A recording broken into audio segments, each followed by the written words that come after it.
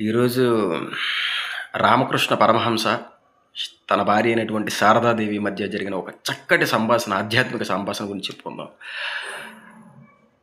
ఆహ్, శారదాదేవి దక్షిణేశ్వరం వచ్చిన తర్వాత రామకృష్ణ పరమహంసకి కంఠంలో క్యాన్సర్ వస్తుంది కదా! సో, ఆయన కింద సేవలు చేస్తూ ఉంటది. చేస్తున్నప్పుడు శారదాదేవికి ఒక చిన్న సంశయం వస్తది. సందేహం కాదు, సంశయం. వచ్చినప్పుడు అంటే సందేహం అంటే శరీరంలోంచి పుడుతుంది. సంశయం అనేది మనసులోంచి పుడుతుంది. చిన్న తేడా అంతే. అయితే ఏంటా సందేహం? కాళ్ళొత్తుతూ తన యొక్క సంశయాన్ని అడుగుతుంది. సందేహాన్ని కాదు, సంశయాన్ని అడుగుతుంది. ఏంటని? "నేను మీ దృష్టిలో ఎవరిని?" అని అడుగుతుంది. అంటే ఇప్పుడు ఉన్న జనరేషన్‌కి తగ్గట్టయితే, "నా మీద నీ ఒపీనియన్ ఏంటి? What is your opinion on me? About me?" అని అడుగుతారు కదా! అట్లా. అంటే జస్ట్ తడుముకోకుండా ఇట్లా ఇస్తారు ఆన్సర్ కప్ ఆఫ్ సెకండ్స్‌లో. పక్కన మనకు దేవాలయం ఉంది గదా! దేవాలయంలో ఉన్న కాళికా మాతవి నువ్వే.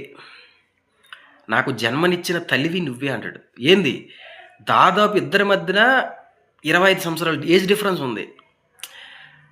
మరి ఆ స్టేట్మెంట్ ఎందుకిచ్చాడంటే అంతే. ఆ స్థితి అంతే. They become one. ఆయన శారదాదేవిని వేరుగా చూడడు. ఇప్పుడు నా శరీరంలో ఈ నా చెయ్యి ఒక భాగం.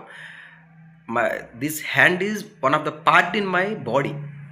అట్లా తన శరీరంలో శారదాదేవి ఒక భాగంగా చూస్తాడు. అందుకలా అలాంటి స్టేట్మెంట్ వస్తది. సో, అద్వైతాన్ని అనుభవించిన వ్యక్తులు కాబట్టి వాళ్ళు. సో, నా తల్లివి కూడా నీవే అని చెప్పి చివరాఖరిలో ఒక మాట అంటాడు. కలకత్తాలో ప్రజలే కాదు, ప్రపంచంలో ఉన్న ప్రజలందరూ ఒక డిస్టర్బ్డ్ మైండ్‌తో ఊగిసలాడుతా ఉన్నారు. వాళ్ళందరికీ దిశానిర్దేశం చేయవలసిన బాధ్యత నీదే అని చెప్పి. సో, అట్లాంటి వ్యక్తిని మనకిచ్చి మహానుభావుడు మనలోనే ఉన్నాడనుకోండి. ఎక్కడికెళ్ళిపోయాడేంటి. So, yeah! ఇంకొక సంభాషణ గురించి మళ్ళీ చెప్పుకుందాం.